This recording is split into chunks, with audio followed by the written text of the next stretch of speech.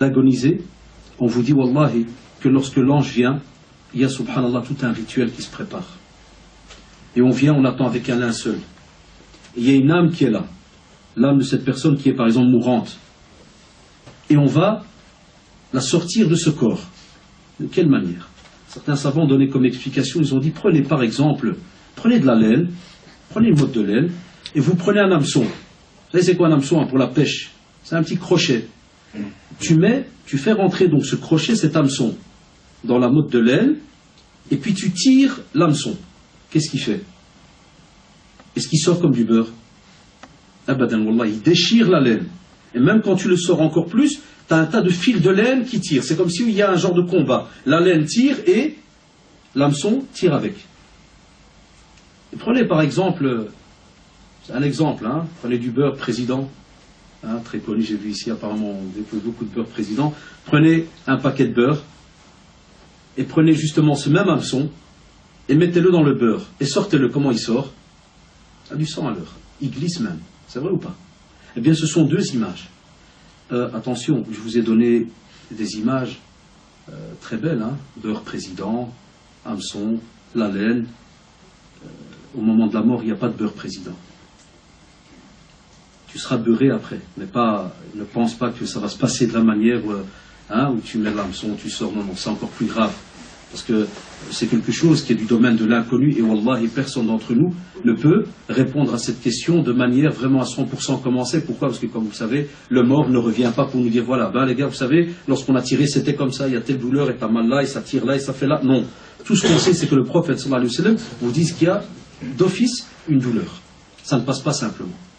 Et à ce moment, subhanallah, on va avoir cette âme. Et dans un hadith très connu, très très long, on va le résumer, on vous dit que cette âme va monter de ciel en ciel. Donc on va la déposer sur un linceul. Soit, subhanallah, un très beau linceul, parfumé. Soit un autre, noirâtre, et il y a une mauvaise odeur. Pourquoi? Parce qu'il y a deux styles d'âme. Il y a celle qui a bien fonctionné sur terre, qui a vraiment fait ce qu'elle devait faire sur terre. Et il y a celle qui a fait n'importe quoi sur terre. Celle qui va sortir et qui aura vraiment bien travaillé comme il se doit sur terre, qui est restée rattachée au pacte qu'elle avait entraîné Allah subhanahu wa ta'ala. Parce qu'Allah subhanahu wa ta'ala nous le rappelle dans le Coran. وَمَا خَلَقْتُ الْجِنَّ وَالْإِنسَ إِلَّا لِيَعْبُدُونَ. C'est-à-dire on a créé donc le monde des ins, des êtres humains, et des djinns, que pour qu'ils m'adorent. Le il majuscule, c'est-à-dire qui? Allah subhanahu wa ta'ala. C'est ça votre rôle. Wallah, c'est ni pour spécialement commercer sur terre ou s'amuser ou quoi que ce soit, c'est spécialement rattaché à l'adoration.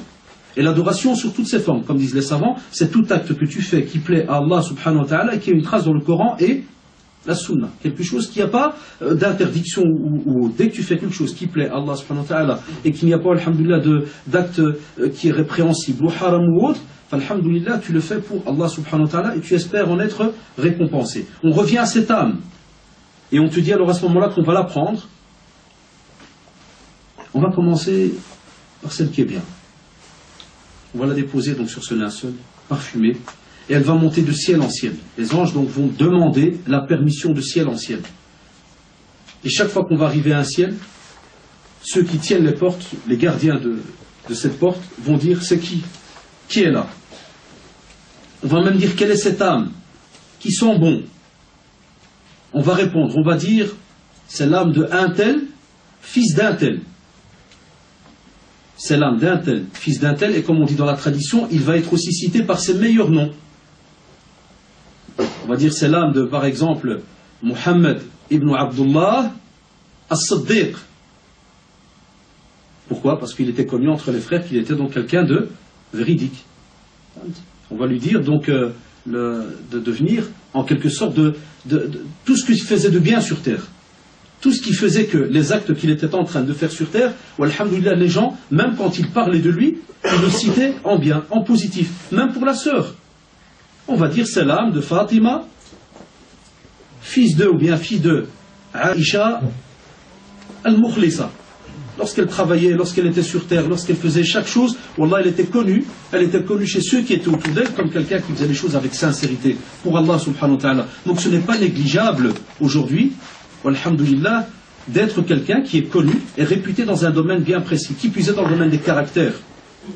Et on va monter comme ça de ciel en ciel jusqu'à arriver au dernier, où Allah subhanahu wa ta'ala va demander que cette âme soit inscrite, alhamdoulilah, dans les plus hautes sphères du paradis. On va te dire c'est déjà une première étape.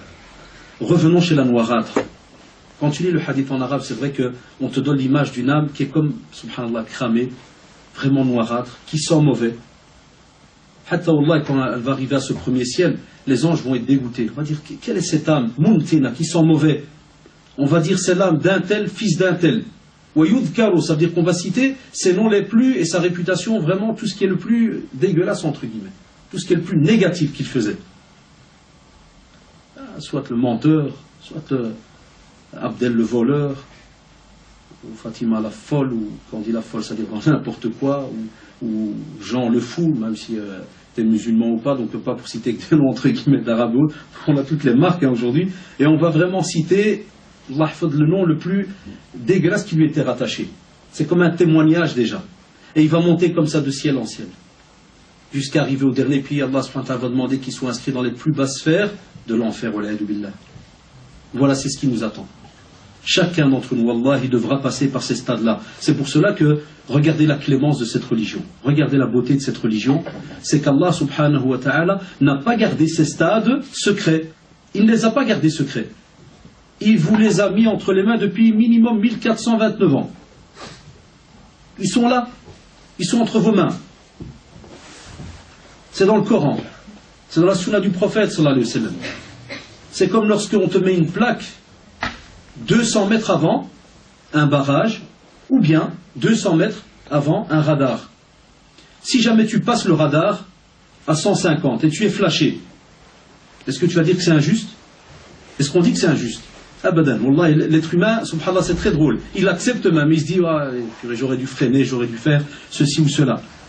Mais lorsqu'on lui parle d'Allah, subhanahu wa ta'ala, lorsqu'on lui parle du châtiment, certains, subhanallah, osent de leur vivant dire, oh, l'islam, c'est dur. Ça fait peur.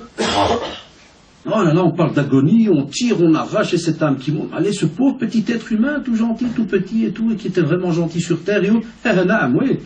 Tu peux être gentil, tu peux faire ce que tu veux, mais si c'est tout à fait à côté de la plaque, quand on est prof par exemple, hein, ça nous arrive, ceux qui sont professeurs parmi vous, tu as des élèves, machallah, qui viennent à l'examen, avec un beau sourire, bonjour monsieur, tout va bien monsieur, tous les 10 secondes, monsieur, et il écrit pendant 3 heures, mais quand tu prends la copie et tu vas, cher prof, à la maison corriger, il s'appelle le baratineur. C'est 4 pages, mais c'est que du baratin. Tu lui dis, qu'est-ce que l'islam? Toi, en tant que prof, tu attends qu'il te met une belle définition avec argumentation. L'islam, c'est l'amour. L'islam, c'est là. Il faut s'aimer. C'est la paix entre les communautés. Bon, quand tu es prof, qu'est-ce que tu fais?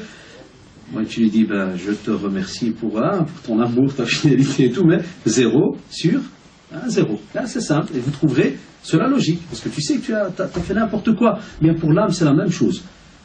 Il ne faut pas vous étonner que quand ces traditions sont là, c'est parce qu'on parle de tarhib et de tarhib. C'est-à-dire qu'on vous prévient sur terre avec des textes qui des fois peuvent paraître à vos yeux négatifs, qui font peur ou quoi que ce soit, mais wallahi al-adim, c'est pour votre bien. C'est pour vous dire attention. Allah subhanahu wa ta'ala, il nous a mis sur cette terre et puis il a mis autour de nous un tas d'éléments pour justement tester cette parole qu'on lui a donnée. Lorsque tu as dit ashhadu an la ilaha illallah, lorsque tu as accepté qu'Allah subhanahu wa ta'ala, il est le seul, l'unique, digne d'être adoré, en dehors de n'importe quelle autre divinité ou quoi que ce soit, c'est le seul. Tu as donné une parole, c'est vrai ou pas?